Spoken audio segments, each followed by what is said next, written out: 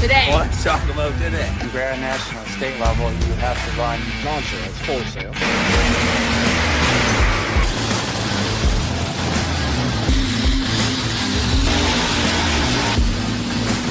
Is like 9,000.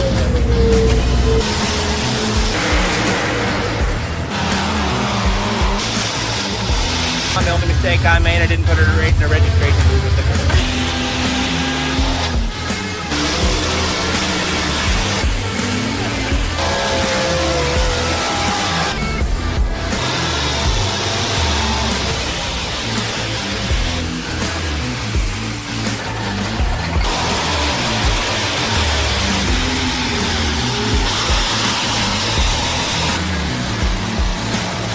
Just this ever-evolving story.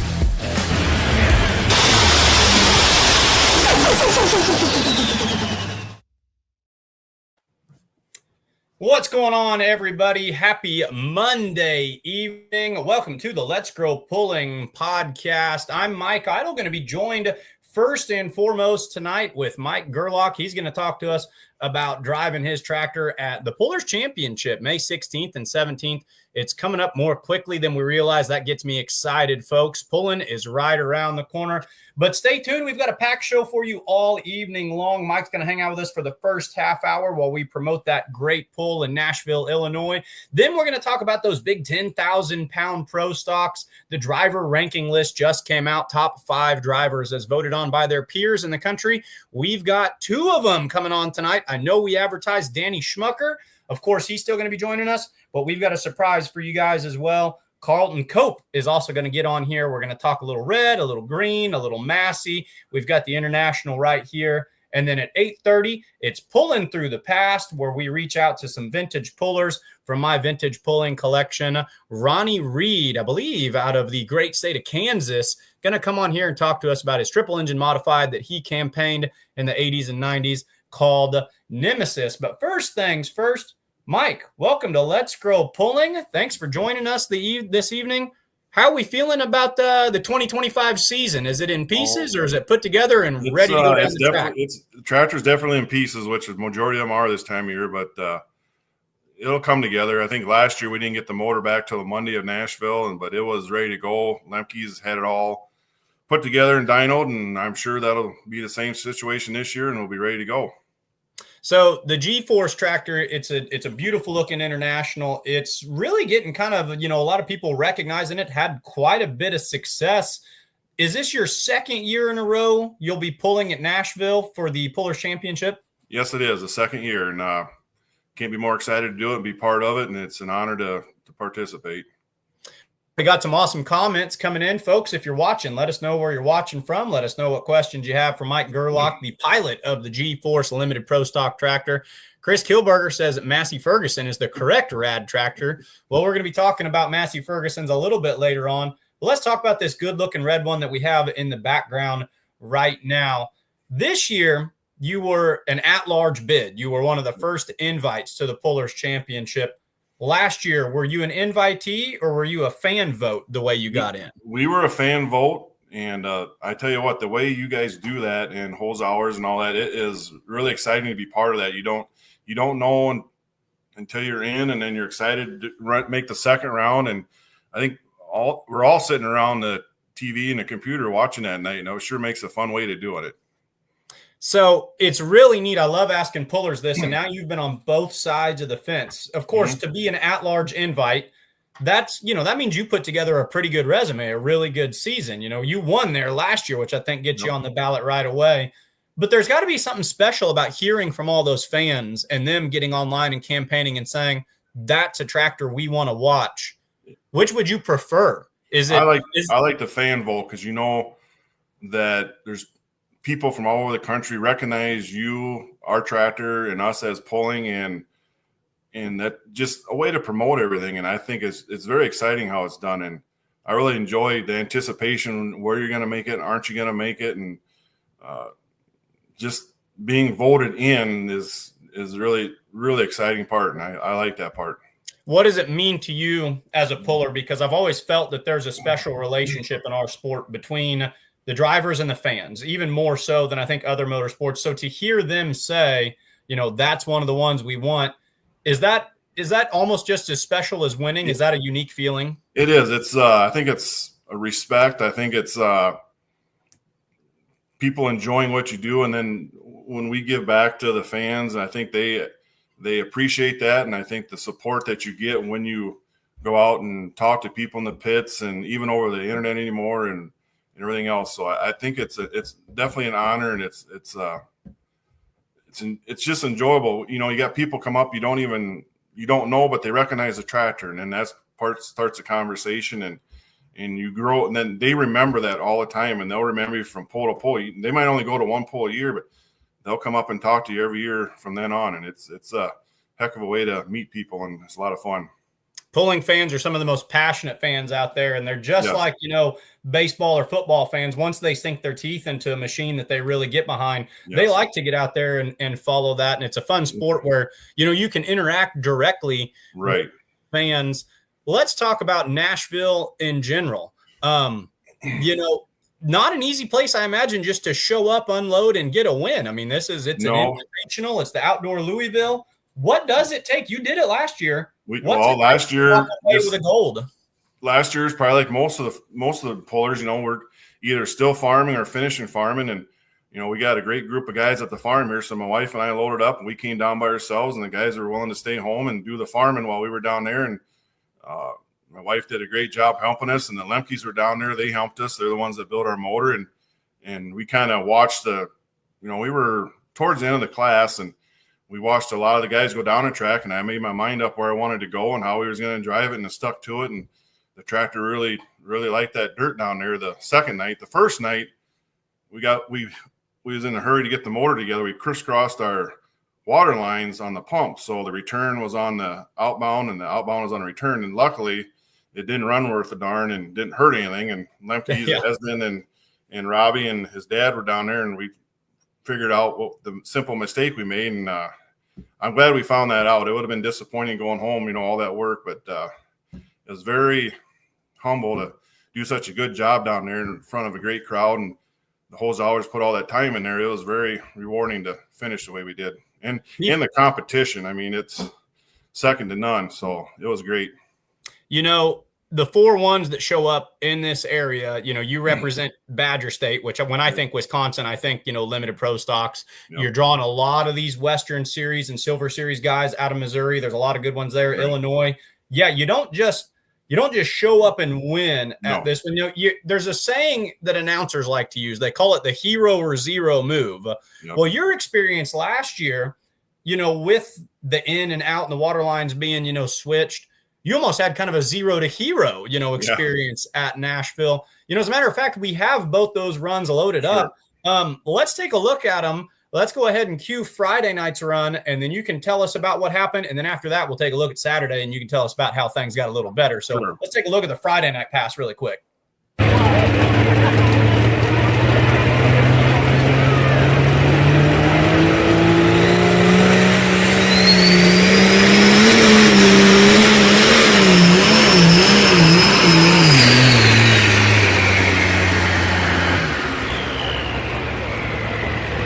Tough break right there, fans. Stockton, Illinois. MikeGerlach. To the old G-Force's credit, she sounded happy on the launch. There for the first, getting into the throttle. Now, did you back out of it? Did it shut down? Walk us through what happened as you went down the track. You could see right there at the beginning of the run, there's quite a bit of flame coming out of there, and it just didn't sound real lively once it got going. And them tractors need water to run better, and luckily, she didn't keep going.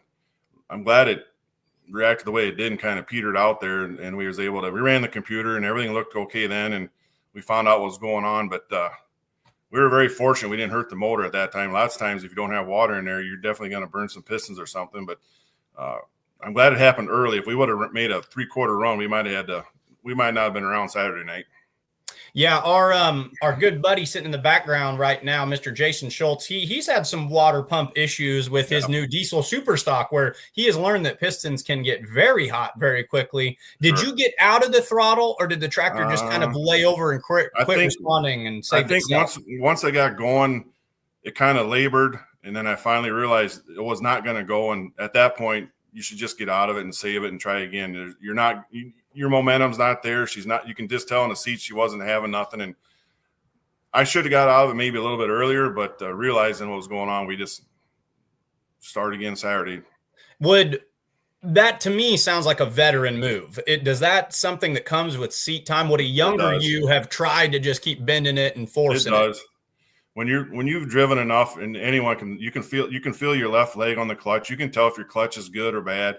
You can tell in the throttle. You listen. You can hear it through your helmet. The tractor. If you got a good run going, you can just feel it in the seat, even just the vibrations or whatever it is. You just got a sense of it, and you can tell. You can tell if you got a good run going, or if there's something mechanically wrong, or noise. Maybe there's an odd noise coming from the motor you just don't recognize, and you gotta get out of it if you think something is not right, and try to save it for another day. How quickly were you guys able to identify the issue, and how much thrashing did you have to do to get it ready for Saturday? We went and looked at it, and we ran the computer right away and realized the pistons were okay, and we thought maybe it was the Simpson valve was bad, so we just thought Saturday morning, when it's light out, we'll look at it again. And actually, Holzhauer's, Brad had a Simpson valve there for us. We were going to go get it and put it on, and Robbie and the boys came over, and we looked at it, and Robbie got underneath it actually and looked at it for a bit, and something don't look right. And here our lines are crisscrossed. So we put the lines in the proper spot. We blew some air through it, fired it up, and pressure checked it, and we had it right. So it was a simple mistake, but it was one that didn't do us any harm. Sure. So then we get it back together. You said you were late in the class on Saturday night. You had a game plan that you stuck with. I hear a lot of pullers will talk themselves out of a good run. I like that you stuck with your game plan. Let's take a look at that Saturday night pass and see how we ended up in first place.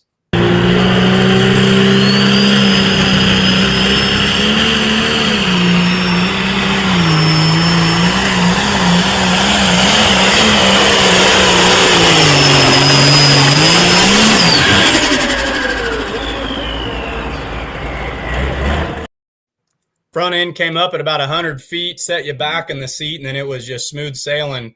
At what point on that pass did you know that you were on a special run?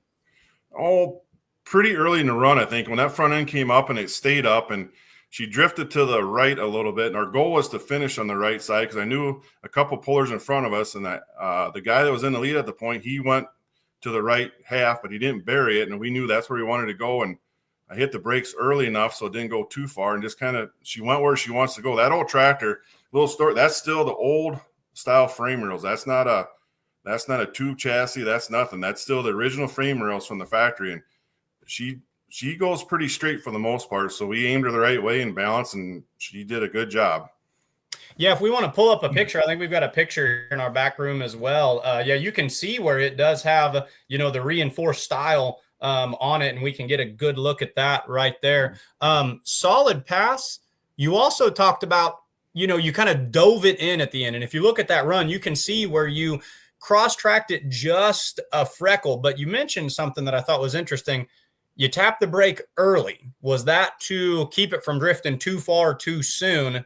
And yet again, how much of that just comes with, time in the seat? A lot of that's experience. I think any driver will tell you, if you're going to brake, you got to brake early. If you brake too late, it just doesn't work. So braking early, you don't have to hit the brakes hard. You just got to bring her back gradually. And we didn't want to bury it in the corner. We just kind of want to go right of center a bit. And once I hit the brakes, she was on a straight line, just let her go. So you had identified something earlier, reading the track, that you felt confident if someone could pull that off, there was going to be pay dirt down there. When a plan comes together, that's got to be pretty satisfying. What does it mean to walk away with a win at Nashville? You talk about how fun it is just to pull there. How are you feeling once you walked into the winner's circle for your winter interview? Well, we were very excited. We know coming off of Friday night's mistakes there, and you get pretty nervous, at the starting line on the second night. You don't know what the tractor's going to react after having a problem. So we went down there and we waited, and it was really pleasing to finish the way we did. I didn't expect to win, but I was hoping for a good top 5 finish, and to finish the way we did, it was a very great way to end the weekend. And like I said, my wife and I was down there together, and she did a great job helping us out, and it was very rewarding to be able to talk to get the interview on Saturday night, and just it makes a great weekend. So a neat thing that I did a little digging in that I learned from last year of the pullers who went on and competed, at the national points level, if they went with like NTPA Grand National or PPL Champions Tour, what have you, there were 8 pullers, and I could be wrong, but I think it's somewhere in this neighborhood, 8 pullers who won either on Friday or Saturday at the Pullers Championship last year went on to win a points championship in their season. I didn't look you up ahead of time. 2024, where'd you finish in Badger State points? We were 3rd. So you were right in there in the thick of it. It's funny the way this pull is almost a predictor for, where these tractors, but it's the best of the best pulling. So you expect that cream to rise for sure. Right. Let's go way back. You sent me some really cool photos. I love vintage pulling photos. What was the first year that you started tractor pulling? Boy, that I can't give an exact answer. I think probably the late 80s. Okay. For the most part, when I started driving, but my dad he bought that tractor new in 73, I believe, and it was a farm tractor, but then it went pulling, and I'm not sure the exact year, but eventually it went full-time pulling. But that tractor my dad bought brand new out of the local dealer here, and farmed and tractor pulled, and it went back and forth, and then it finally went full-time pulling. So that tractor we will always have a 66 series hoods on that thing, and those hoods are the original hoods that came with that tractor, along with the frame rails are still the old style frame rails. So that will always stay the same, and we got all the parts left that if we ever wanted to put it back as a farm tractor, we can do that too. We saved all that stuff. I want you to walk us through it. So we'll go ahead and start with vintage photo 1, the G-Force vintage 1. So is this is it? I'll let you tell the story. What are we looking at here? I wish I knew the years of this, but that person in the driver's seat is my dad. Mm-hmm. And the guy on the ground is my grandpa, my dad's dad. And they were on their home farm. They had 6 or 7 kids, my dad did, or siblings. And that was on their home farm. They're hooking up a gravity wagon there, and that's what the tractor looked like when it was brand new. Yep.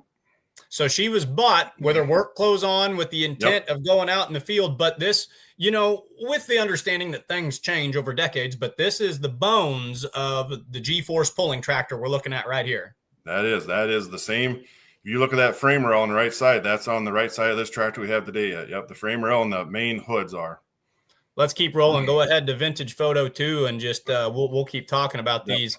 So walk us through. We bought it to go farming, but this looks like she's pretty happy pulling. I love you can see the old style sled where they've got like a Moline or something on that dead weight sled behind it.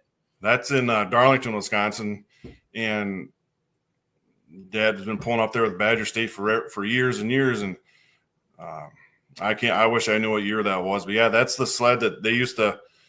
On the heavier tractors, a little more horsepower, they used to spin the pan around and put a tractor on there to make a little more weight for dead weight. But as you can see, tracks back then were always dusty, and they didn't water them down much. They were really dusty, but we had a good time back then, though. It was a lot of fun. How many changes, did we just turn the fuel up and put a bigger turbo on, or is this still completely bone stock? What would have been done to the tractor between the first 2 photos? Right there, I'm sure they had different pump and a little bit bigger charger. I know back in the early years, Dad was pulling. They used to pop chargers all the time. I mean, them little things would never last. And they used to get them from Dana Munson down, I think it was Aledo, Illinois, was the guy at the time that was building the turbos for these tractors. But I know they went through turbo after turbo when the tractors were just starting up like that. Has it always been a single charger setup, or did it ever jump over in the super stock area? No, we've always done this, and then super farm for many years. And then the first year that Badger State offered 4-1s, which I believe at least 12 years ago, we jumped into that class ever since and really enjoy that class and love it and just plan on staying that way. Absolutely. Let's go ahead and keep rolling to photo number 3 right here as this tractor kind of just moves into the modern era. It's not the 30.5s or the 24.5s on the back, but you're not hurting for traction. Whose idea was this? Well, I'm sure Dad and hired man Steve, that back then you worked with what you had, and I'm sure they had them tires laying around, and heck, they might even be them pulling tires we had, and they just put them on for duels. But that's the old shop that's right outside our house here. That's obviously gone, isn't there no more. But it's got you can see the big tack on top of it. So that's probably back when it went from farming to pulling, I bet.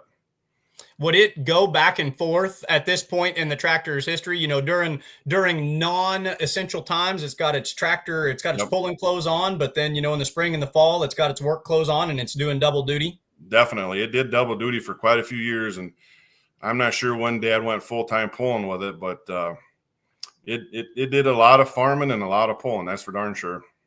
Chris Kilbarger loves it. He says those are epic duels, and I thought the exact same thing. Take us to photo number 4 as we keep moving through the history of the tractor. Now we're just the pulling tires. You can see this, and we've got a transfer weight machine closer to like a modern sled. Any idea when or where this is at? I'm sure that's somewhere up in Wisconsin. Back then, we used to pull up like Stitcher, Wisconsin, Ridgeway, and all that stuff. And as you can see, that track isn't. There looks like there's one lane to run on that thing, and that's the old Det 73 sled.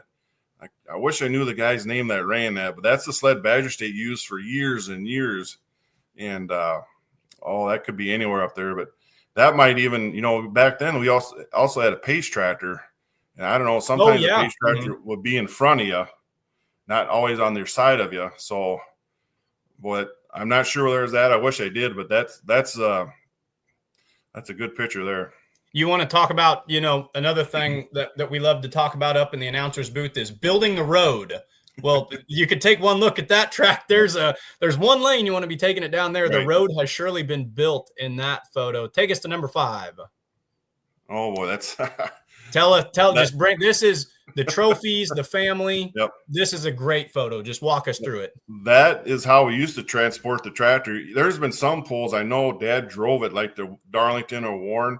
You just didn't have a truck and a trailer at that time. And back when it was mostly a farm tractor, you drove it. But this was an old GMC flatbed that we had to go. We live 3 miles south of town. We had to drive it to Warren. And there's a local dealer up there, load it and unload it when we left and got home. And that's what you did when you went pulling. You went to the local feed mill. You had to find a dock to unload them, which most had. You went and weighed, and you drove it to the pole, and you had to come back and load it again at nighttime. And that's what it was, an old single cab GMC pickup truck, and that's what we went to. We all jumped in that single cab. You didn't take a second vehicle. Whoever could sit in there and you sit on everyone's lap, that's how you got there.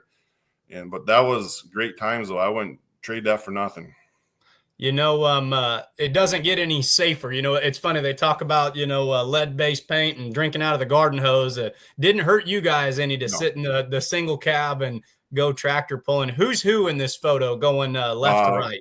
The left is my mom, Linda, and the guy is Gerald, my dad, and then myself, and then my next oldest sister, Marcia, and my sister Laura wasn't even born at that time, I don't think, or she might have been, but she's not in that picture. So there's 3 of us, but I wish I knew what year that was. But yeah, that's vintage pulling. That's what we did. That's how we hauled it. And there was one time I remember years ago hauling it this way. We came through Warren, and there was a local police officer, must not knew us, but Dad got pulled over with that truck on that tractor, and he thought that he didn't realize that a truck and a tractor should be going through town at midnight or whatever time it was. He thought the thing was stolen.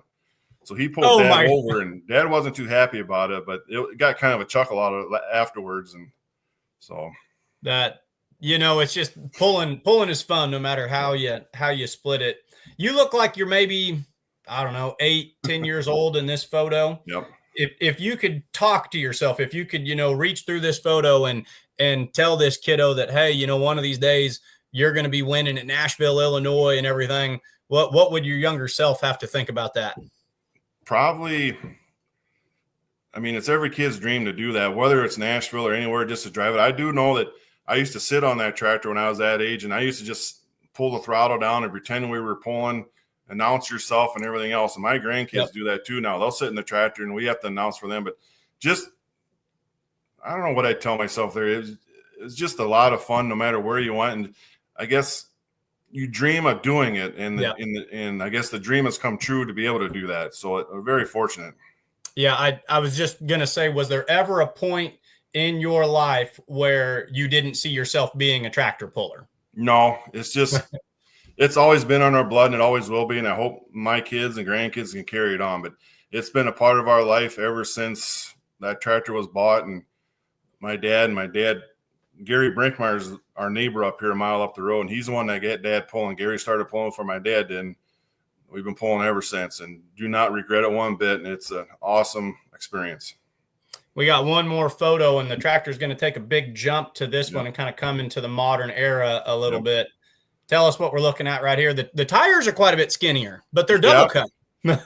Yep. Those probably some old Firestone double cuts. That's probably just when the tractor was just coming around, and, didn't have a whole lot of money back then. So they put as much money as they could in the motor. And, I think we were fortunate enough to get side panels and the roll cages there finally, and the different tires. And I think down the road, a little more paint on this and that, but my dad took it very serious, but had a great time doing it. And he was very proud of that tractor. And as well he should be. It's neat. There's not many of them out there that can say this was bought, to be a workhorse and lives on as a pulling tractor to this modern time. Chris Kilbarger's coming in. Fuelish pleasure. Brinkmeyer's ? Yep, they're our neighbors up the road. That Gary was my dad's best friend, and like I said, got Dad into pulling. And Gary and I talk. Gary's one that I can lean on since Dad passed away if I got questions, or he's more than willing to come down and help us. And it's great to have someone to fall back on that's had as much experience as Gary has had in success. Absolutely. So as we kind of start to dwindle things down, and, folks, like we said, if you've got your comments and questions, we've got Mike for about 3 or 4 more minutes here. Fun interview. This I could chit chat with you all night long about this. And there's 2 questions that I'd be remiss if I didn't ask. What would you consider is the biggest win of your career? Do you have one that's just stands out to you? And what is still the feather in your cap that you're chasing? Where's your biggest win, and which one are you still wanting to go and get? I don't know if win, but it wasn't a win, but it's got to be Saturday night in Louisville, even though we got second place. And then the following day, my dad passed away. So that forever will be our best finish. Sure. Our goal was to make it to Louisville the following year and try to do better. We didn't do that, but we will keep trying. And Nashville, just to be voted in, and you just can't go and pull. So you get voted in, and to do as well as we did after there, that's exciting too. But Louisville's got to be the best one. With losing my dad after that, so that'll always be part of it. Yeah, an emotional ride, no doubt about it. A very meaningful ride to a family who's steeped in pulling legacy and pulling history. One of the first things you said when you came on the interview, you talked about the involvement of the Lemkes. And as we kind of wind down here, I'm just going to turn it over to you. Who do you need to thank? Who are the shout outs that you need to give, and just, to get you where you are right now? Well, obviously we all thank our families, no matter wife, kids, grandkids. And Corey Neff's been with us. Oh, he's been working on farm for 30 years, and he goes to a lot of the tractor pulls, and he drives a couple times a year, and he helps tremendously on it. Like I said, Gary Brinkmeyer, I can ask him any question anytime. Fair Valley Performance for a fuel system, Weimer Turbo. Then Lemke's dialed it all in and put it all together. And very fortunate. We can be at either one of those shops in an hour and a half if we ever have anything, and they support us tremendously. So those guys do a great job for us. You're surrounded by good support and by knowledgeable, successful pullers, which I'm sure is very helpful. Mike, thank you so much for coming on tonight. This has been a really pleasant one. I enjoyed chatting with you. I enjoyed learning about the history of that tractor. Really cool to learn what goes on inside a puller's head, about here was what we tried to do Saturday. The plan worked. Here's how we fixed it. Best of luck in your 2025 season. And especially, hey, you got it done on Saturday last year. I have no reason why we can't dive off to that right-hand side and go digging for pay dirt again. Good luck in Nashville and good luck in 25. Thanks for joining us. Well, thank you. We'll see you all down there. We appreciate it. Thank you. Mm-hmm.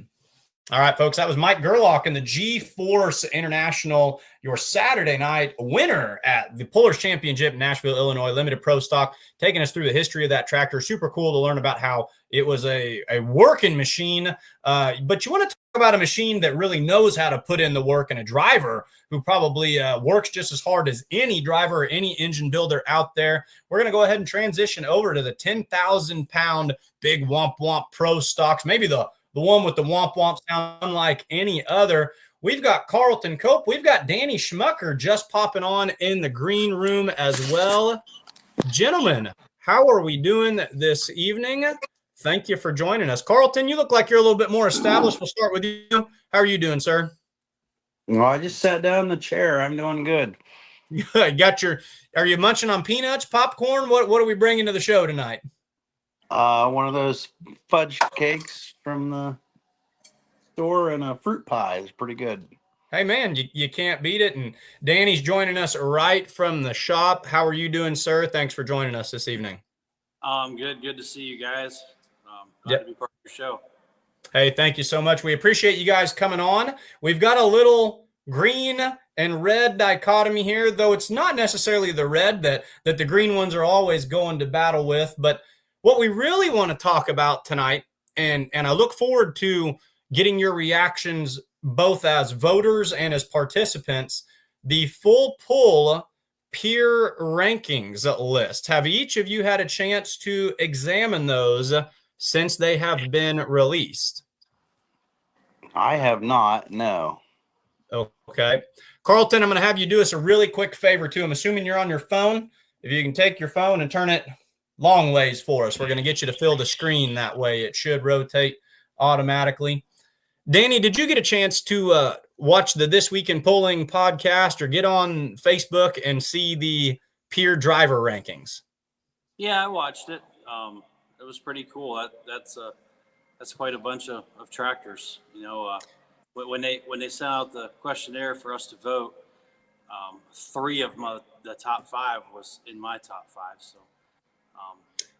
I want to hear, what is it like? We'll talk about, what it means and where you guys landed and some of the other names that are on that list. But just when you were approached and asked to vote, because as driver, we don't get a vote, announcers, fans, media producers, this is driver to driver only. The drivers were all said, who do you guys rank as your, most skilled competition? Did Danny, Carlton, we'll go Danny first, then we'll go up to Carlton. Danny, did you immediately have your 5 right offhand, or was that something you had to mull over for quite a bit? Oh, that's something I had to think about for a while. I mean, a couple of them on the list were pretty easy, but sure.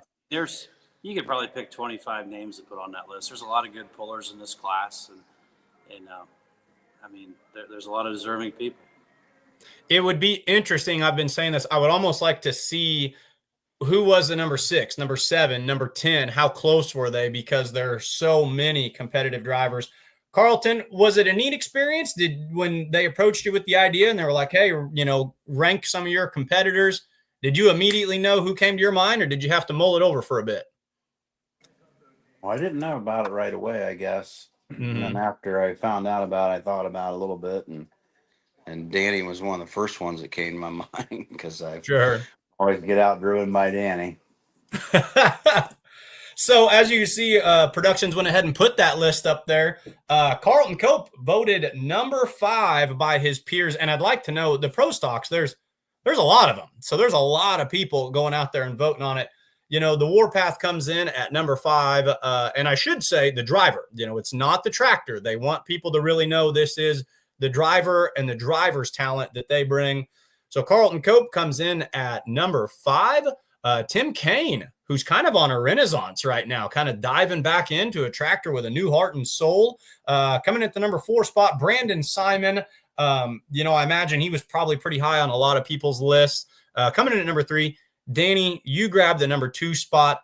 And I really don't know if anybody was shocked. I don't know if anybody fell over on the floor when they read, the number 1 spot being the River Rat tractor and Mr. Masterson right there. Is this something that when you guys look at it, what's your gut reaction? Danny, when you see that this is where your peers have ranked you, just give us your unfiltered response to this. What's it mean to you? Well, it means a lot. I mean, this is voted on by the people we pull against every night. It's not a fan favorite. It's who the pullers feel are some of the better drivers in the class. And like I said, three of that top 5 I had on my list, including Carlton, Tim Kaine, and Kevin Masterson. I also had Robbie Lemke, and I had Jeremy Smith on my list. He pulls Ohio, and he does real well with his tractor. So I wanted to, pick some different names and some stuff, some ones that maybe people don't see every day. Sure. Yeah, and that's what they really want to talk about. It's, if you're a driver, if you're sitting there with the lead, and you've got 5 tractors to go or 10 tractors to go, the kind of question is, what name, when you're looking down that list, do you kind of look at and go, oh, crap, so-and-so hadn't hooked yet. That's going to be the bullet I have to dodge. Carlton, now that you're kind of seeing this list in real time, what's your reaction to seeing your name coming in there in the number 5 spot, and maybe even talk about the drivers that made it 1 through 5?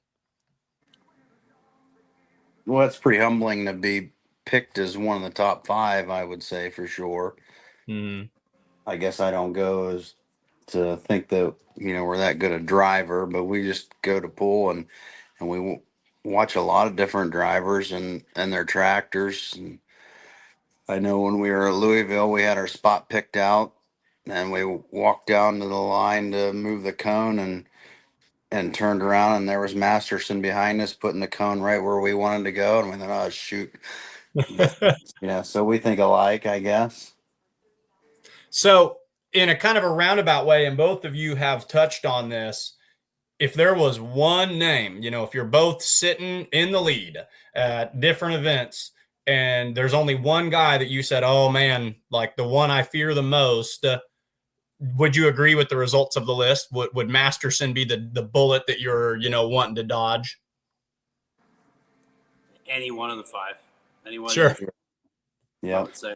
And then some. And truth be told, you could push that list out. You could throw, like I had Brent Meyer on my list. I had Julia Ray on my list. I had Rob Russell. Like, there's a lot of names that you probably don't ever really get too terribly comfortable until the last red of the class is thrown, if I had to guess.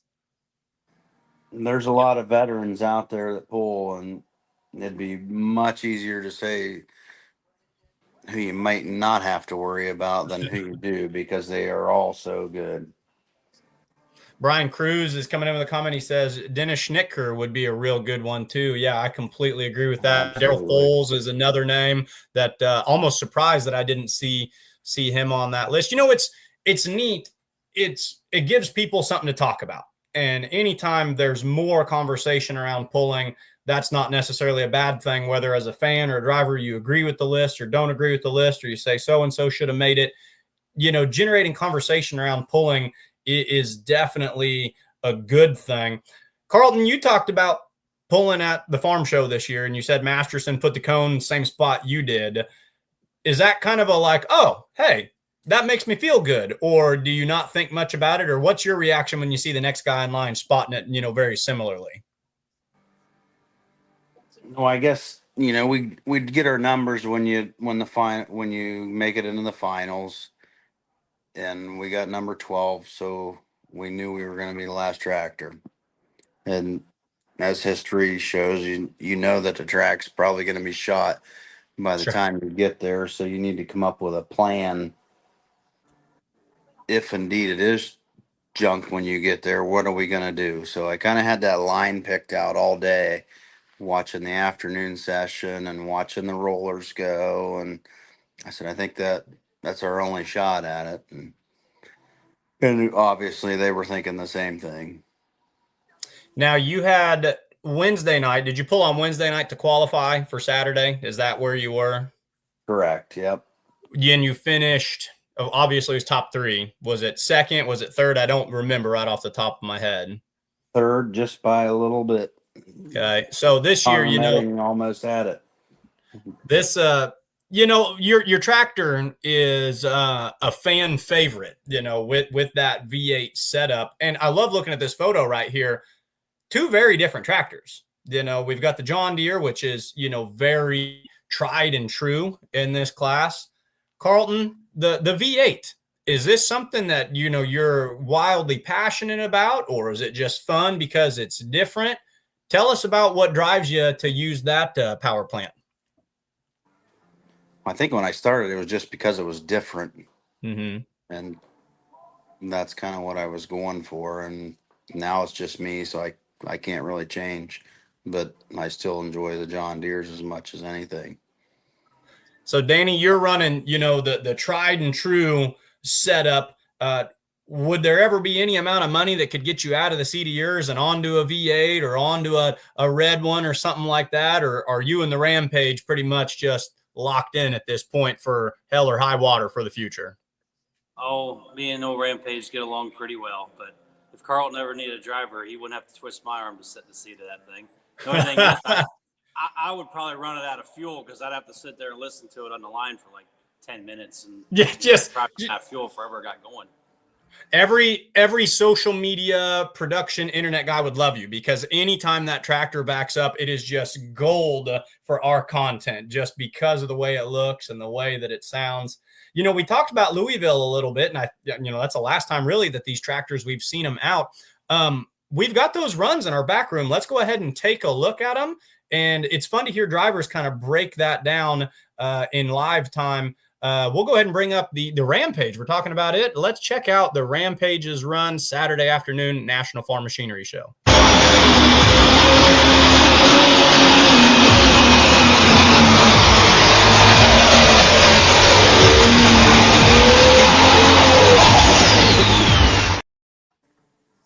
Danny, break it down for us. You finished, I think the Saturday afternoon session it's a tough one to walk away in the top three. There was a lot of good iron. Just tell us what your gut reaction is when you watch that run from this perspective.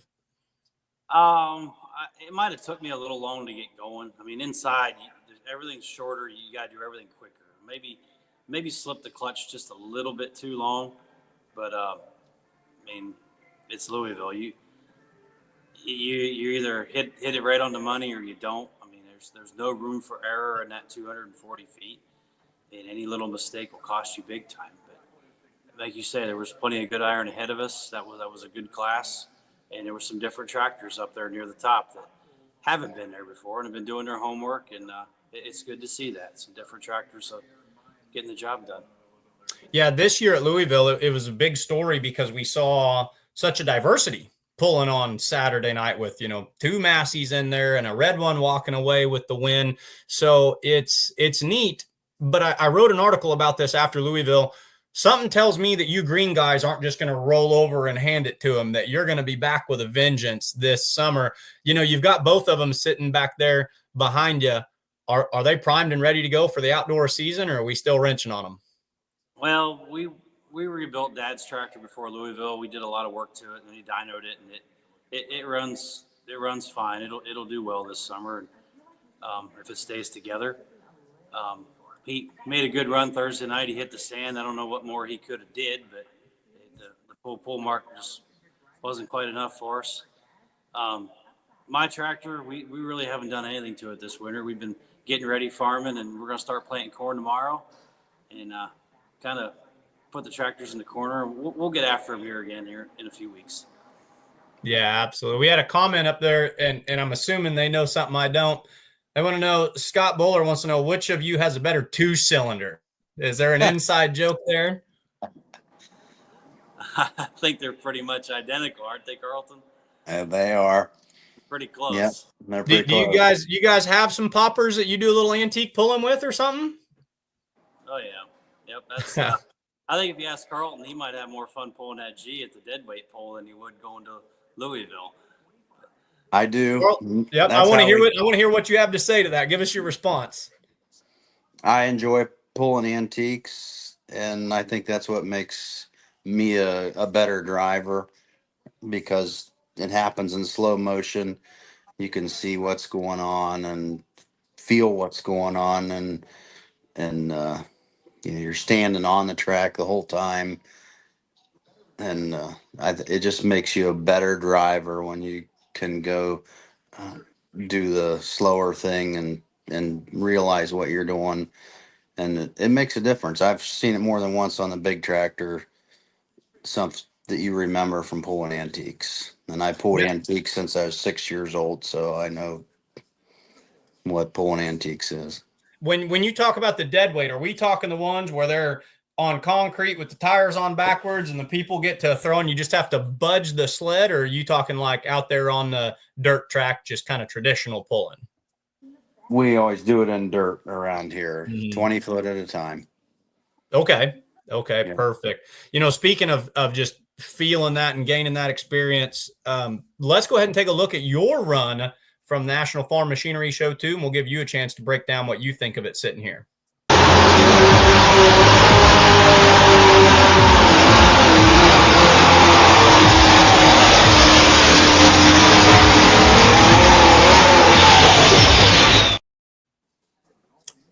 Got into it in a hurry, it looked like. Tell us about this pass for you. Well, I screwed up driving a little bit out of the beginning because it didn't want to go right away, and then I got too excited and give it too much throttle. But on the big end, it definitely separated the men from the boys because the warpath was out of power. You could just feel it pulling down, and it needed more power. And it was a tough night to pull. The biggest question that I got, or the biggest thing I heard people talking about with the warpath this year, is the headers, exhaust manifold. They're not cherry red. They said normally that's our favorite part. That stuff starts glowing. Is there something different with that, or did it just not didn't roast the marshmallows this year? Oh, the dyno tells you some things that you don't always want to know, and that's part of it, I guess. So Okay. Yep. What do you have to do to get ready? We asked Danny about, both his vehicles sitting back there. What's the mass he got to do before it's ready to put on a show in 2025? Well, you think after all the years I've been doing this, I could put a rear seal in, but apparently I can't because it leaks like a sieve. So we got to do that before we go anywhere because it's making a mess. How much time do you get to work on your own equipment? You're kind of the go-to guy for another pulling team out there. A lot of people come to you for motor building and advice. How busy does that keep you? Oh, we're busy all the time with that. We got one guy all day. Jeremiah works on them all day long, just on the pulling stuff, and then I fill in when we have to, and so we're busy all the time with tractor pull stuff. How often do you jump in the seat of one of your teammates or customers' vehicles? And what is that kind of experience like for you? Well, just when somebody can't, if Mike can't go or Julia can't go, and it works out that I can go, then I'll drive. But it's always fun to drive somebody else's tractor. We always joke about it different times. Adam Bauer and I, we always argue about I'm driving his and he's driving mine. And so we've never done it, but we're going to do it someday. What about both of you sitting right here? Danny already said that he would jump at the opportunity to get up on top of that V8 right there. Would you guys ever just switch and drive each other's vehicles? Would that be something that you both would just think would be pretty cool? Yeah, I wouldn't have a problem with that. Jason and I, we were on the podcast, I want to say it was 2 weeks ago, and we were talking about, we were kind of shooting from the hip, and we were saying, who would be on your top 5 list of pro stocks, or we were even talking other vehicles at this point. And my argument was, I said, Carlton Cope has convinced me that through watching him drive other people's vehicles, that there's nothing he couldn't jump on and just make absolutely sing a song. And I pointed to, I was in Chapel Hill, Tennessee, 2021, and you were driving, I don't remember if it was the Mac Daddy or the Mac Nasty, and I went back and I looked at the results because I just knew it was something insane. And you parked one of those tractors at like 383 feet. I mean, I swear to goodness, you buried it in the grass at the end of the track. Is that what makes driving someone else's vehicle fun, or did the stars just line up for you that night? Well, obviously the stars had to line up to be able to do that, but I remember sitting in the seat and during the run, and they had told us at the drivers meeting, there's no pull off tonight. Go as far as you can go. So when we went past about the 320, I thought, well, this is okay. And then when I start seeing the grass come up, we probably better stop now. But it was fun. That was one of my most favorite outdoor runs, probably of all time. It was really cool to pull down there and go out that far. It was really fun. Terry Burgett says, Danny, the block in your John Deere, is it based on the 12 liter? Interesting question. Any response to that? Ours is actually a 619 big block, both our tractors. The big block John Deere, the tried and true heartbeat of so many in the pro stock class. Danny, what's one of your most memorable runs? Carlton, it was on someone else's machine. That's why I said I swear he can drive anything. But do you have one in your career that jumps out where it was just a monster pass for you? There's been a few of them, I guess. Probably one I'll never forget was my first time at Louisville. I was last hook on Saturday night in the pull-off with Mark Lawyer and ended up winning. Another time at Louisville was the truck show a few years ago. That was really special. And then one night at Rockwell, Iowa, I was test hook. I went 401 feet, and then the ratings came. That was a fun pass, but it didn't count. The 400-foot club is something I've heard pullers start to kind of joke about. There for a long time, it was just almost a dirty word. You know, you didn't want to go 400 in the floating finishes, and people had these big opinions. But now that they're really letting these tractors get out and run, and the floating finish has become what it is, the 400-foot club is something that I hear some pullers kind of, you know, almost try to get into from time to time. Carlton, have you seen a 4 as the first number on the distance yet? I never have, no. And Danny, you got there, but they took it away from you because you did it too soon in the class, is what it sounds like. No, Mother Nature moved in, and it rained about 3 inches right up before we even got to the trailer. It was quite a thunderstorm moved in that night. But they were going. I'm calling it official, and if they didn't reset the sled on you, if you just got rained out, I think you're allowed to keep that one then, as far as I'm concerned. Yeah. Yep. Let's talk about, you know, both you guys, you've pulled at Freedom Hall many times. You know, your tractors are well recognizable. I want to hear who are some people that have inspired you or gotten you into the sport? What do you kind of owe, you know, making that list? We'll go all the way back to that list. You know, you were voted 2 of the top 5 drivers in the nation. You know, Danny, what inspired you? What got you into it, or what helped you become the driver that you are today? Well, I guess I gotta credit my dad mostly. Sure. He got me into this. You know, going to Louisville with him for many years, watching him win many times down there. Louisville's special to everybody. You know, if you could only go to one pull a year, that would probably be it. You know, that we spend all year thinking about what are we gonna do when we get back into Louisville next year. You know, how are we gonna do better than last year? You know what I mean? Absolutely. Yeah, absolutely. Carlton, who was kind of your, you know, mentor or inspiration? What got you to where you're at in tractor pulling today? I don't know. We always have been around tractor pulling and farmed all my life. So my uncle owned a John Deere dealership, and the truck driver, Sam Kitzmeller, he offered to take me pulling when I was 6 years old. And we got started pulling then, and I've just pulled ever since. And our whole community, from, you know, Danny's end of the counties to my end, is, you know, it's a huge epicenter of tractor pulling. There's so many famous names in our area, from, you know, Dave Haley and Bill Humphrey, and the list goes on of people that pull around here. And just, that's been a big thing all my whole life, going to tractor pulls. How far geographically are you guys from each other? Probably 15 miles. So, when I messaged you both and said each other was like coming on, you didn't figure we could just like save internet space and just meet in the middle, or one go to each other's shop or something like that? Or Carlton wasn't going to stand in front of a green one? Is that what the deal was? We could have just met at the Harvest Inn. That'd have worked out, wouldn't it? Yeah. Internet we probably both just got done working.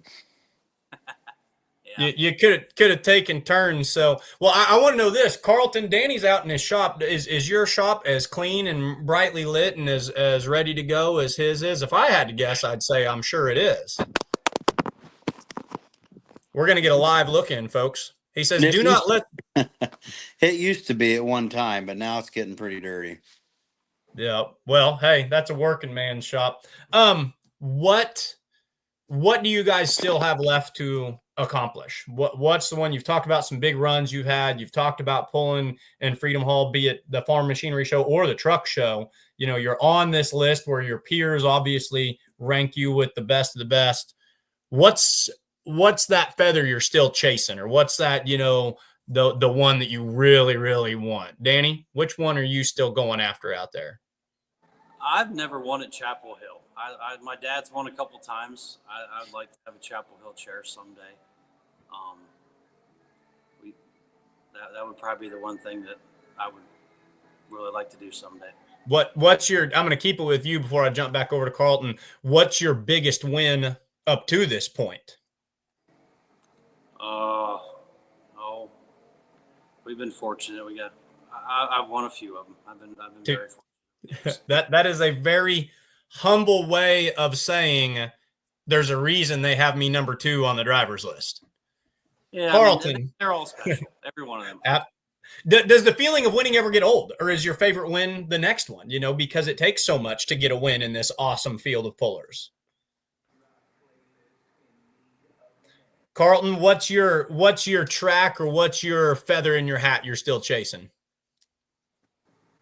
I just love going tractor pulling. It's great to win when you go, but I just want to go pull. I always look forward to the next tractor pull that I can get to. I was joking with MikeGerlach, our previous guest, and we were chatting in the back room before we went live, and he had a very similar response. And my comment on that was, never been sad at a pulling track. You know, it's just when it's Thursday or Friday and it's time to get out there and get going. Yeah, there is no bad way to go pulling. Got another comment on here. Carlton, I see you have a Pulling for a Cause shirt. Why don't you guys get the Pro Stock class there? Tell us about your t-shirt you brought on the show tonight. No, we always like to sponsor or help out when we can for special events, and if you can get a free t-shirt out of it sometimes, that's good too. But anytime there's an event like that, we always try and support it if we can. Sure. Well said. Terry says, I hope to meet you at Chapel Hill, my home pull. It's a fun one, folks. I always tell anyone on this show, if you want to pick your destination pull, Lion Super Pull of the South, that's one that you definitely want to put on your bucket list.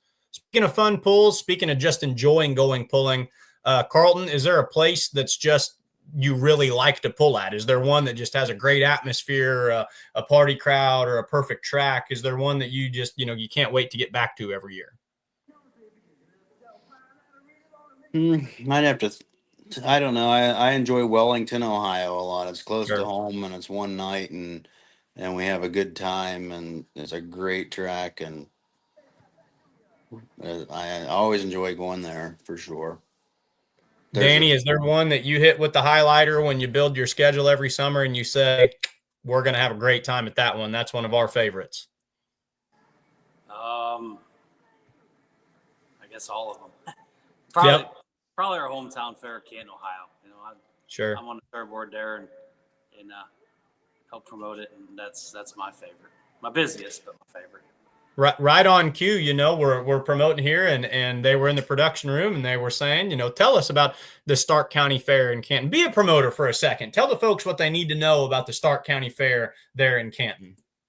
Well, we're Friday and Saturday, a Labor Day weekend. We used to be OSTPA in a regional national event. We moved to a grand national event 3 years ago. This year we have Pro Stock, Light Super Stock, and Light Modified. That's new for us this year. Pretty excited about that. Sounds like that class is really growing, so that's good to hear. And we also have 2 local Region 2 classes that have a lot of local support and bring their friends and family in. We can't forget about those guys. On Saturday afternoon or Saturday morning, we have a antique and farm stock pull for all the local guys. We can't forget about them because, like I've always said, the county fair, and that's like, for those guys, it's like us going to Bowling Green. That's Sure. the highlight of their summer, pulling at their county fair. So we can't forget about them. We try to put on a good show every year, and every year I think we do a little better. It's not easy. Everybody needs to promote a pull one time. And Carlton used to do it. He can agree with me, but it's a lot of work, and I mean, I appreciate every one of them that does it. It's a lot of work, a lot of responsibility. Is it one of those that it's like it makes you happy just to get back in the driver's seat, or is it almost just as much fun when you watch a county fair or a pull that you promote come together? Is that almost, as big of a success story as a good run down the track? It is. When you're standing there at the gate the night before, parking haulers and the Sullivans pull in, and Petros, or the Simons, some of them guys pull in from far away. It's pretty cool to see that and think, hey, they just drove hundreds of miles to support our little event, and that means a lot to all of us. Let's talk Sullivans and Petros. Of course, Jesse Petro was voted, I believe he was voted number 1 in his respective list as well. The world would come to a stop if you guys ever left the pro stock class. The world would probably, that they just wouldn't even know what to think. But out of your own personal curiosity, just if you could, if you were to ever leave the pro stock class for a weekend or, a month or however long, which class piques both of your interests the most? Danny, what other class would you jump into just because it looks like a good time? I'd have to say super semi. That looks like a lot of fun. Driving truck every day around the farm, that just looks like fun to me. That would, that'd be cool. That seems like a good fit. I could see you doing well in that class. Carlton, which one kind of piques your interest just for the fun sake of it? I've always wanted a blower motor, so I'd have to think maybe a mod class probably. I think the world would enjoy both of those. I think the day that we see Danny Schmucker going down the track in a 20,000-pound super semi, and the day that we see you in a mod or a light mod or an unlimited and just out there, keep them with the V8s, driving the wheels off of it, that would bring the world to a standstill. Gentlemen, I appreciate you both coming on. Folks, just those of you watching, Danny Schmucker, Carlton Cope, icons in the world of pro stock, 10,000-pound pro stock pulling. Guys, best of luck in your 2025 season. Congratulations on your peer ranking spots on those lists. And hey, have a great time at the pulling tracks this summer. Thanks for joining us. Thanks for having us. Absolutely. Danny Schmucker, number 2, peer voted 10,000-pound pro stock, no small feat, and a class where you could grab 20 of them, and all of them would be competitive. Carlton Cope, number 5, the guy's an absolute wheelman. I've been saying it for a long time. Great gentlemen, great pullers, great promoters of the sport. Tons of fun. We're going to go from 2025 driver rankings, as current as it gets, to all the way back to kind of my vintage, my kind of play project. One of my favorite things out there is to talk vintage pulling photos. I've been going through and digitizing several of mine, and I've been reaching out to some pullers. And at this point, I've tracked down a gentleman who knows a lot about the photo I sent him, told me exactly when and where it was taken. The driver of the sometimes twin engine, sometimes triple engine mod, called it the Nemesis. We're going to bring on Mr. Ronnie Reed to join us in pulling through the past. Ronnie, how are you this evening, sir? Well, I think I'm pretty good. Thanks. Thank you so much for joining us here on the show. I'm going to have you do one thing for us before we keep going. I'm assuming you're on your phone. If you don't mind taking your phone, turning it sideways, it's going to fill the screen for us and let the internet get a good, there we go. Absolutely perfect. So this is the portion of the show, and I don't know if you've watched much of Let's Grow Pulling or seen much out there, but I launch a portion that I called Pulling Through the Past. My father and I have a pretty decent collection of vintage pulling photos. I used to just bring them on here and talk about them, and then I realized I don't know the stories nearly as well as the drivers could.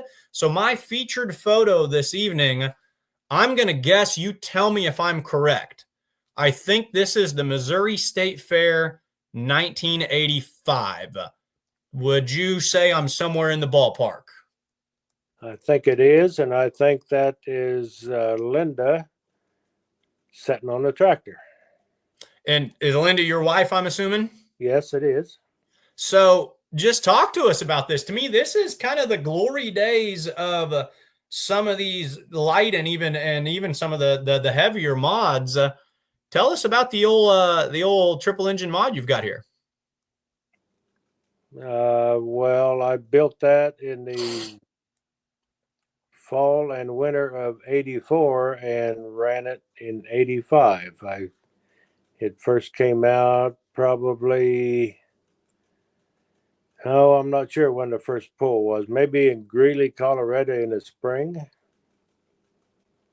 So not only is this, a vintage pulling photo, this is this tractor's first year out. If we're both thinking that this is 1985, which is what I think the watermark on the back of the picture has it stamped at, this is your first year driving this tractor. Is that correct?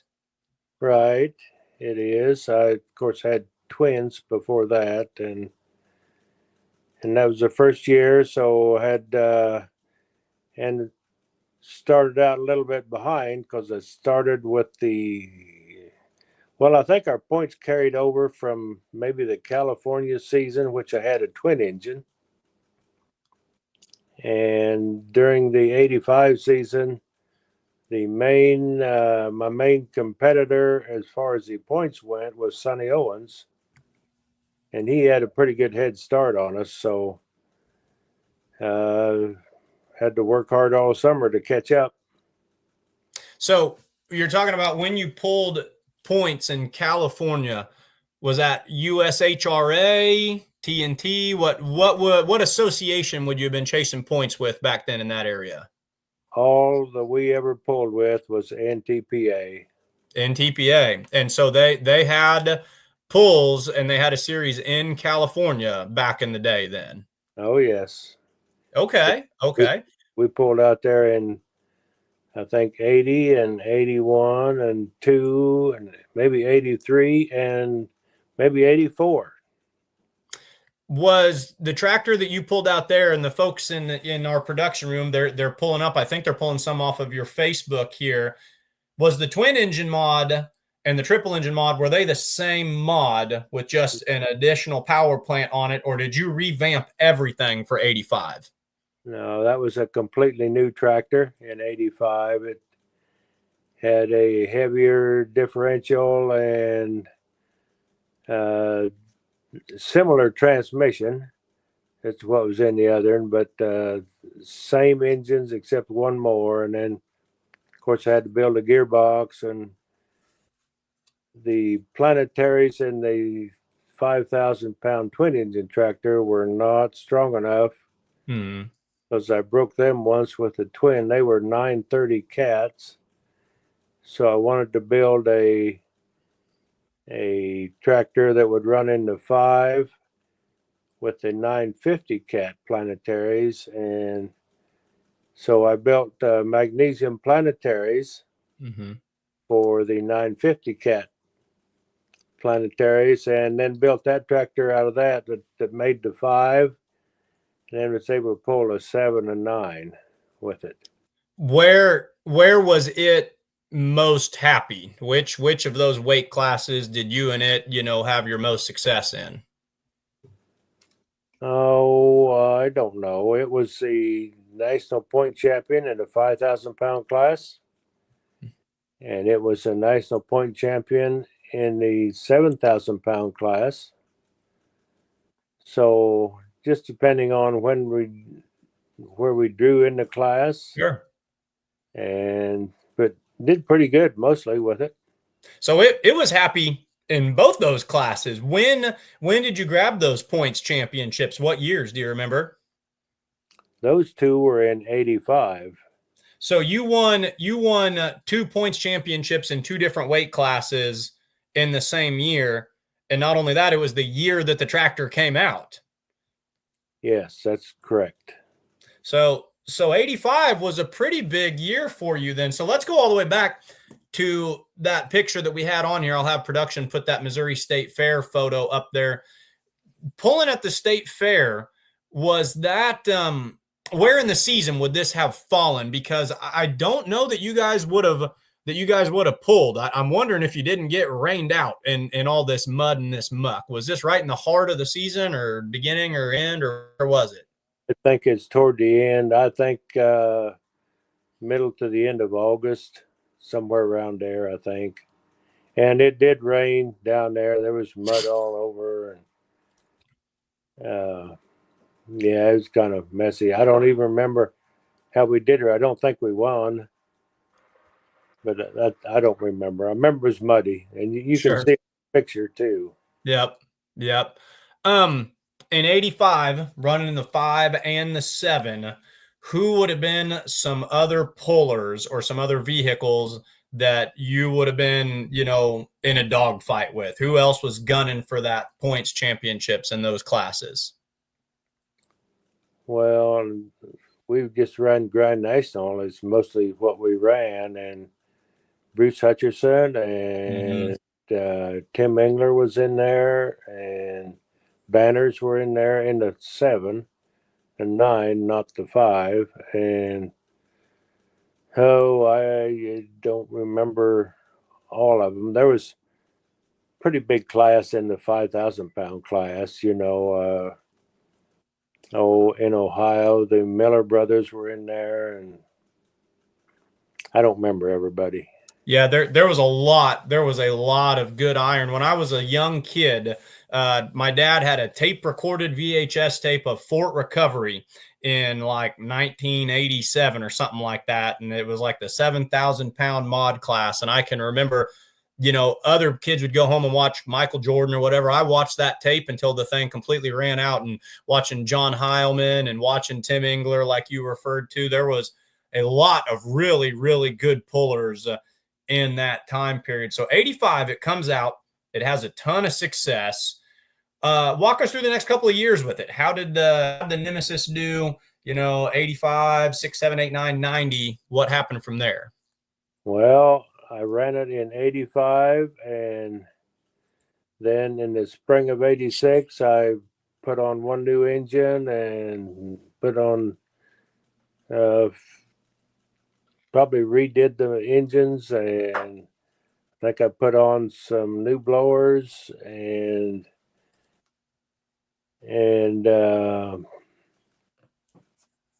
Leo, which I was doing motors for his 2-wheel drive, he called me and said he needs a he wants another vehicle for his trailer, because his trailer will haul 2 vehicles. So he's looking for maybe a 4-wheel drive to haul with it. And I said, well, you wait a year and I'll sell you this tractor and you can take it. And he talked me into selling it to him then.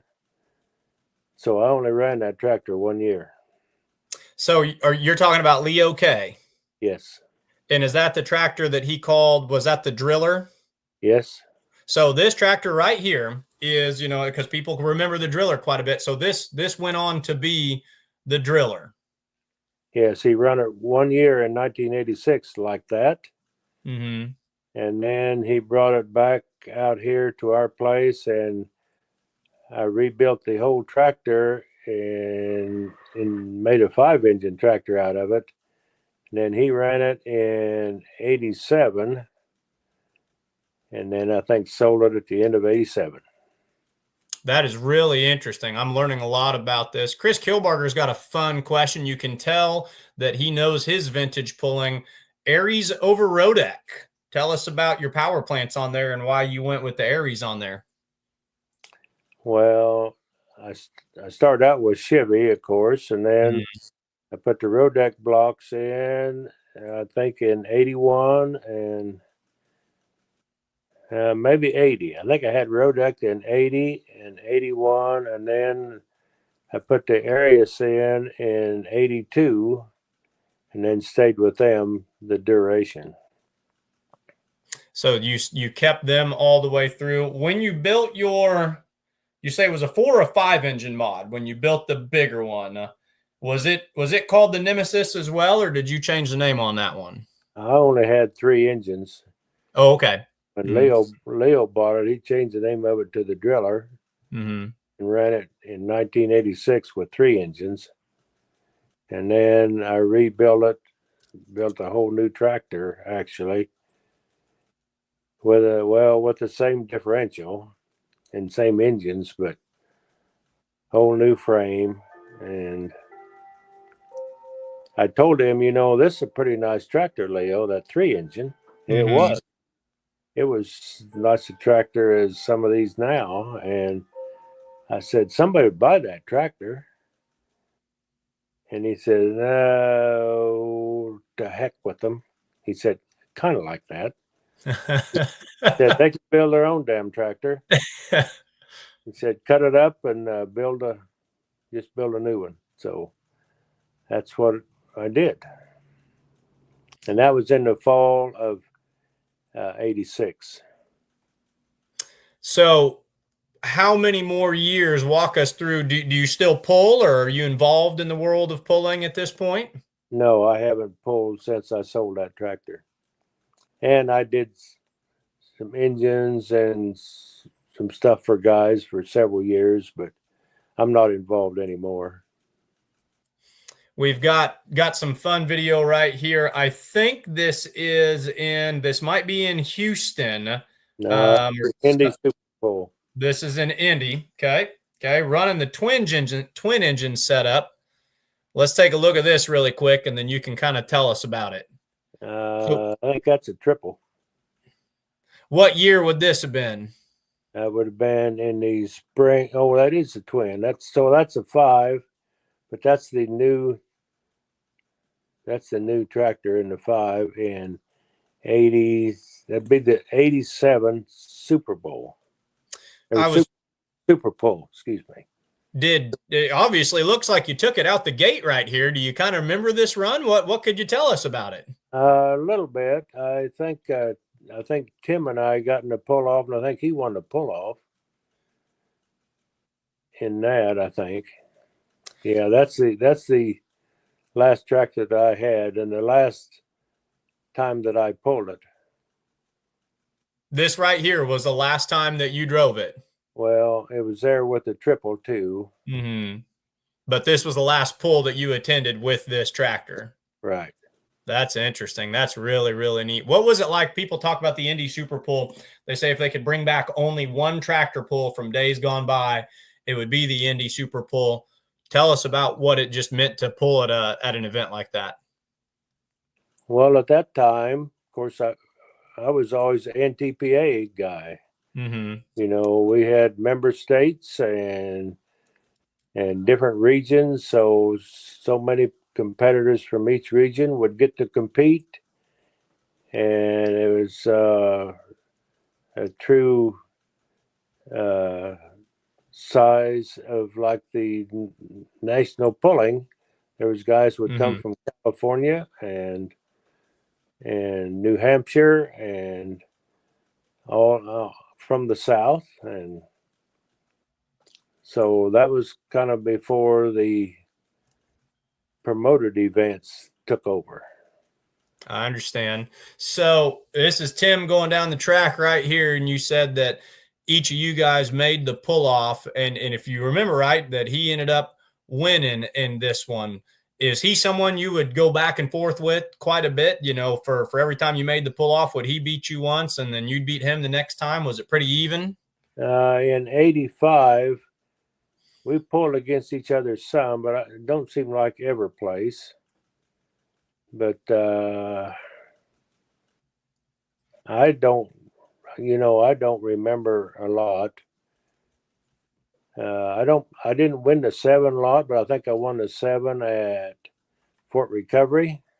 I think Tim and I split the 5 at Bowling Green. I think we'd run, back then when we pulled, you had to pull at least twice to win a Grand National pull, and quite often 3 times. And like if you pulled late in the class and pulled it out, and then you had to get in the pull off, and if you pulled it out again and somebody else did, that was too hot for the engines to pull right again. So once in a while it just didn't make sense to pull again. So I think that time that happened, and so we split that win. But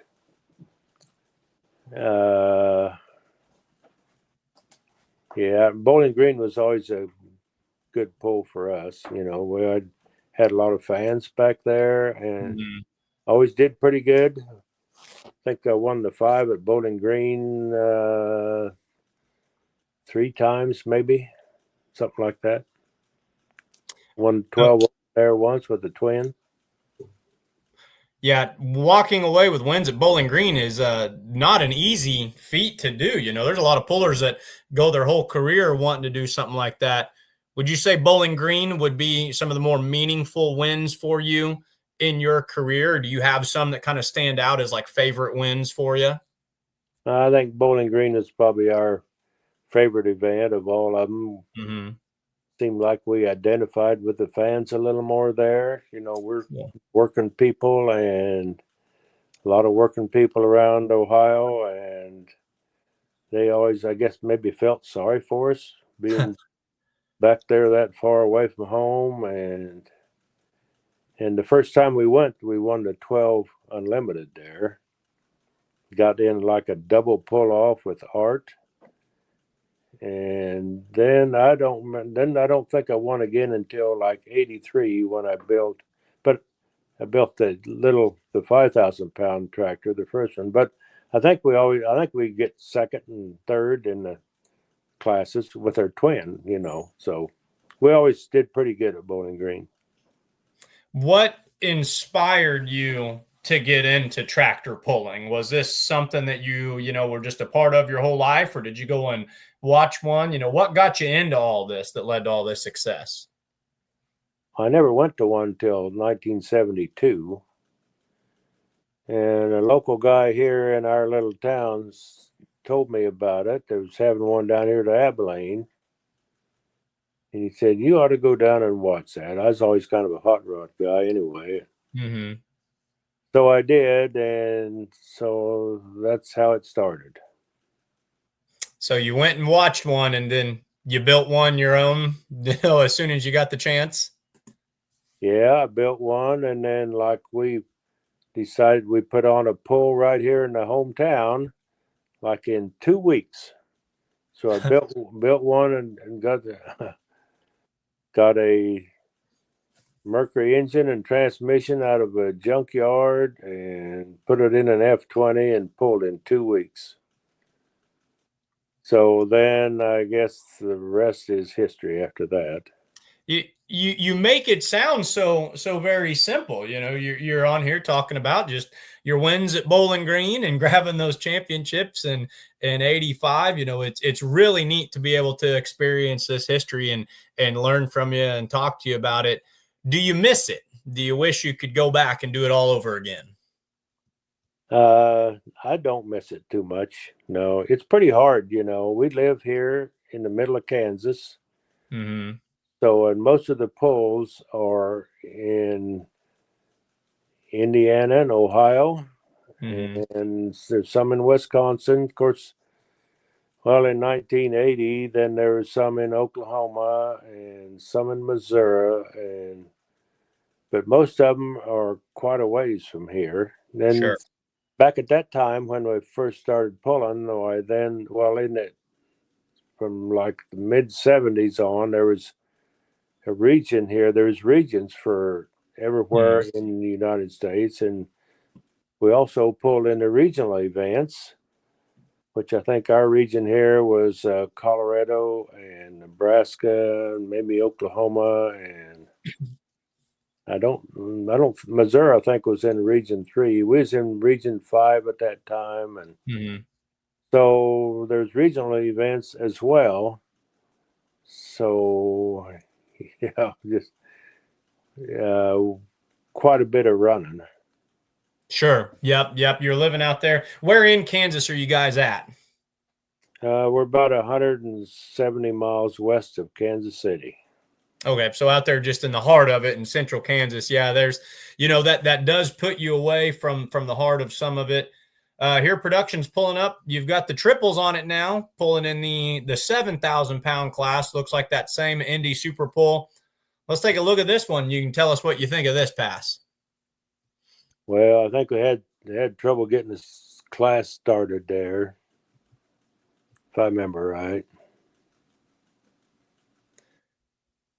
Looks like she wanted to drift off to the right pretty hard. You might have had to get on that left brake a little bit. Yeah, I don't know if that might have been the 9. I think that's a 9. Okay. So really weighted up getting into that class then.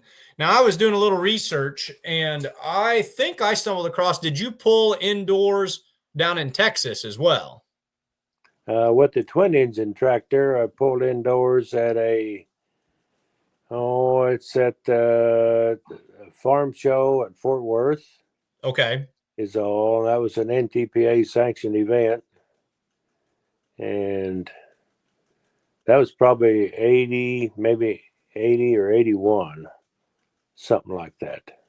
You can see on this replay playing in the video back here to bring it back to the Indy Super Pull, and they said it was the 9,200 pound class where it went left to right on you, and it looks like we lost a front left wheel up there. So things got a little dicey, a little interesting there in the heavy class for you.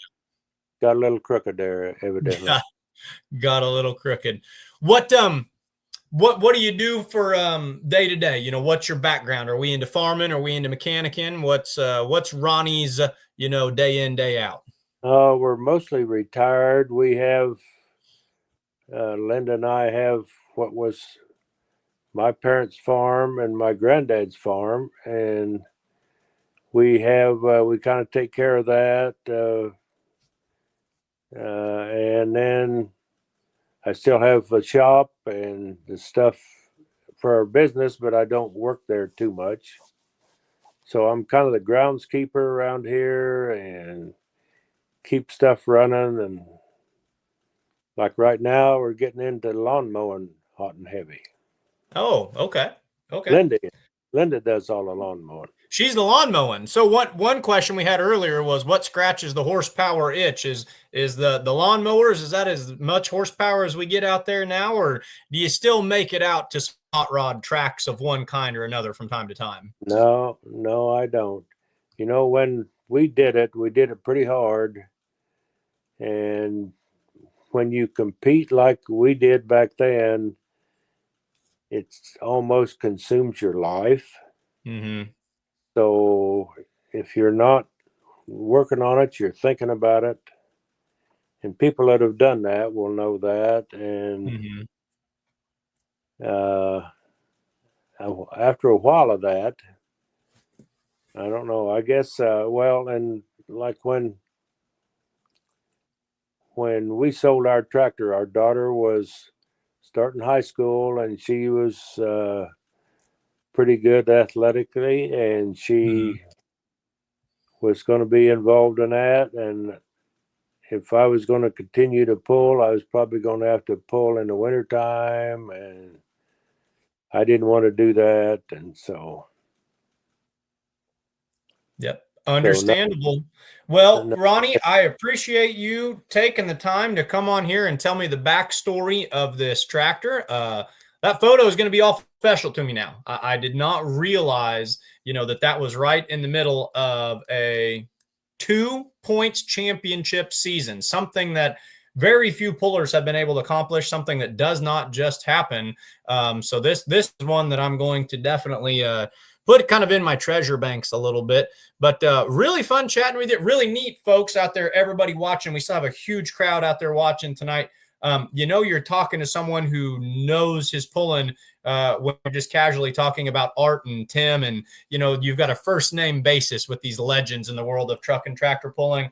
Multiple time Bowling Green winner, 1985 5 and 7,000 pound modified NTPA champion, Ronnie Reed. Anybody that you'd like to give a shout out or a thank you to before I let you go this evening? If there's any of the old promoters on, thanks to them, we enjoyed Bowling Green and Toma, and back we used to pull at Elkhorn once in a while when they had it, and a lot of other places, the state fairs, Indiana State Fair and Ohio State Fair. And we won the Ohio State Fair, I don't know, several times, and Indiana State Fair. We had a pretty good run. Yes, you did. Yes, you did. That's been fun to learn about. Thank you for telling us about it. Thank you for pulling. Thank you for building that and giving that to the fans. And we're going to try to keep this vintage pulling and keep this history alive.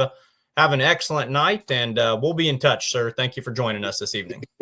Thanks for calling. Thank you much. Ronnie Reed, learning a lot. Folks, that was cool. I knew that this was a competitive tractor. I didn't know it was that competitive. Just casually sitting there. Yeah, Tim, Art, we know who these folks are. That's really cool. 5,000, 7,000 pound 1985 NTPA Grand National Champion. Hey, guys, hope you've had half as much fun as I have tonight. We're coming in really quickly. We're running a floating finish on 9 o'clock. 9 o'clock is supposed to be our red flag on there, but we're floating past that just a little bit.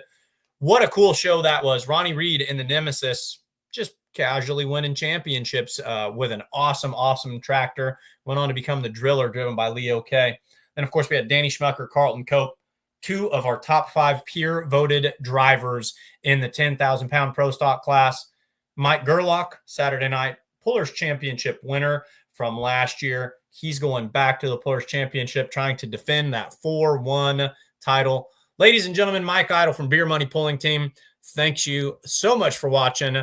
We'll be back again next Monday night, 7:30. Let's grow pulling.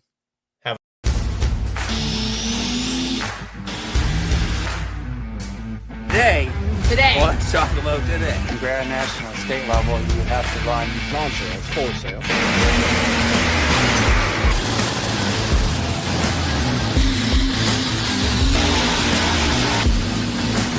Is like 9,000.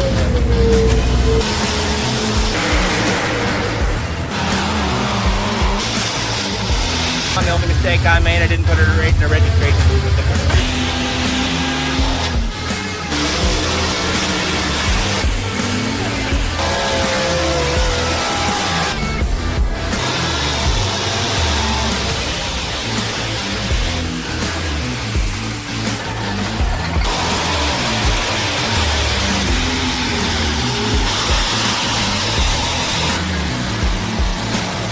Just this ever-evolving story.